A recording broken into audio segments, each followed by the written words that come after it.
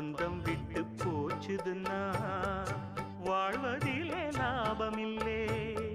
எண்ணம் மட்டும் சேர்ந்திருந்தா இன்றும் என்றும் சோகமில்லே. கன்றை விட்டு தாய் பிரிஞ்சு காணும் சுகம் ஏதுமில்லே. ஊருக்கும் பேருக்கும் காருக்கும் இஷ்டப்பட்டு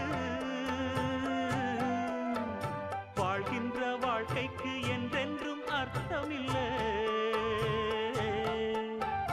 ஊருக்கும் பேருக்கும் காருக்கும் இஷ்டப்பட்டு